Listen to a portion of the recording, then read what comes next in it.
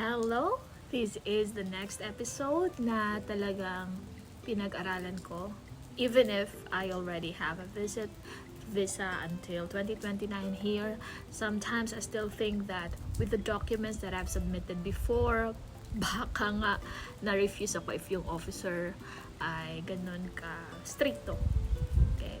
Same ng aunt ko because my aunt only submitted bank certificate. Hindi siya nag-submit ng bank statement in her first visa application. So, yeah. This video would center on the documents that you need to submit to the IRCC portal or the IRCC GCK for you to have higher chance of approval and for you to be able to come smoothly, for you to get approved. Okay, there are 3 sectors na gusto ko pong i-highlight dito. And yeah, let's start. The first one po is you have to make sure that your purpose of traveling here is genuine via the documents that you have submitted. The first document na basic, yung mga basic talaga is yung return ticket or the round trip airfare tickets from Philippines or from kung saan ka mang country to Canada and back to the Philippines. Hindi kayo makakapunta dito kung wala kayong ticket at hindi rin kayo makakauwi kung wala kayong ticket. You have to prove to the Canadian government that you have this. Pero, nung nag-apply po kami ng visa, hindi pa namin to provide at first. Yeah, you can do it or you may wait until your visa is approved. Doesn't matter for some, but for me, it can really make a difference. Yeah. Next is accommodation, your hotel address. So what I did when I was the one applying for the visit visa is I booked a hotel with free cancellation until such time. So in-include ko lang yun doon.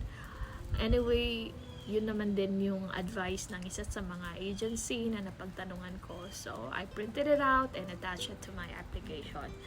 The next one is the itinerary. Yeah, kailangan yung tiyagaan.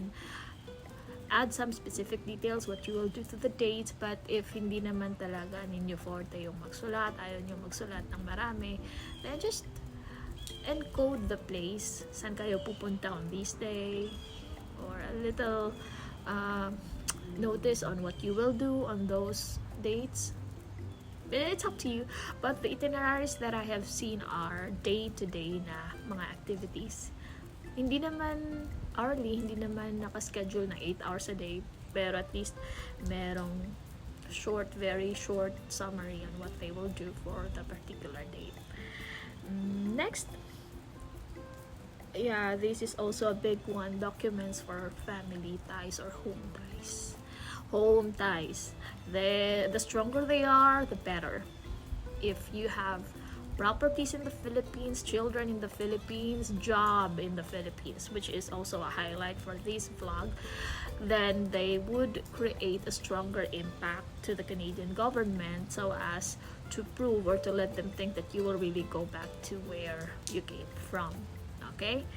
And next is past travel histories. Yun na nga yung na-topic ko before sa vlog na isa. Is if you have vacations sa ibang countries other than your home country, then it is a good indication that your sole purpose for coming here is just to travel. But if you had gone to another country for maybe for a medical mission and or for a treatment or nakakuha ka ng sakit from other countries because of traveling there, mga high risk na countries, then I'm not sure how they would evaluate that, but they say it's a red flag, yeah, according to the consulting firm. The second thing that I want to highlight in this video is financial documents. Yun po talaga yung pinaka-crucial, lalo na sa atin ng mga sa akin before na wala naman talagang fund, but my husband did have funds, pero dalawa kasi kami, yung sa kanya lang talaga naka-ETA siya, so he was able to at least support my application with the funds remaining in his bank account. And I think, I'm not sure why the officer still approved it when in fact dalawa naman kami, even if hindi siya nag-apply ng visit visa. Yung fund naman na available is parang sakto lang sa akin mag-isa for 2 months or for a few weeks. Yeah, still thankful to God that they were kind to approve our intention in coming. So, ito yung mga tips ko. For the bank documents, it should be latest. Again, if you have the bank statement for the previous 6 months or 3 months, it is a lot better than just submitting a bank certificate. Okay? Huwag niyong gayahin yung sa akin. If pwede namang kunan nyo ng bank statement na meron namang cash in and cash flow for the past 6 months, then it is a lot better. And para sa mga nagbabalak na mag-show money, yung may bulk deposit, you have to make sure na may supporting document bakit may dineposit kayong money. Kasi possible naman, di ba, na halimbawa, nakapagbenta ka ng bahay, ng lupa, etc. So, nagkaroon ka ng bulk deposit. And yung Canadian government, siguro, naman sila, kind enough to consider na, yeah, it can be the case. Nanalo ka sa lotto, you deposited that amount for the day, and then still your bank account anyway. At isa pa pala, the older your bank account is, the better.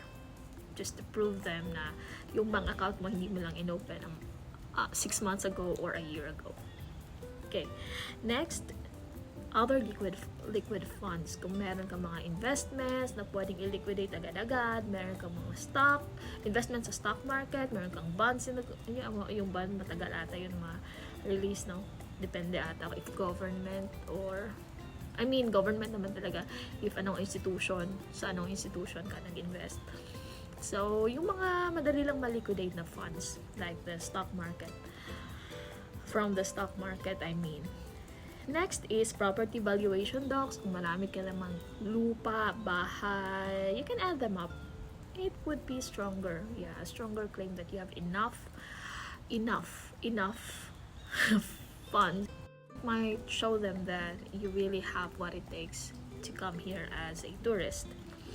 And then, I would add this up as a sub-list, yung employment documents mo. If you are employed in the country where you're from, then it's better if you present employment documents and also your income documents, and then your leave of absence. Yung ginawa ko po, meron akong sinabit na contract, V008 documents, because again, I was from Vietnam that time, and I submitted to them payment slips, yung deposit ng salary. Luckily, nag-open ako nun ng Vietnam bank account. So, nakita nila na yung sahod ko dun itina-transfer monthly for the past 6 months.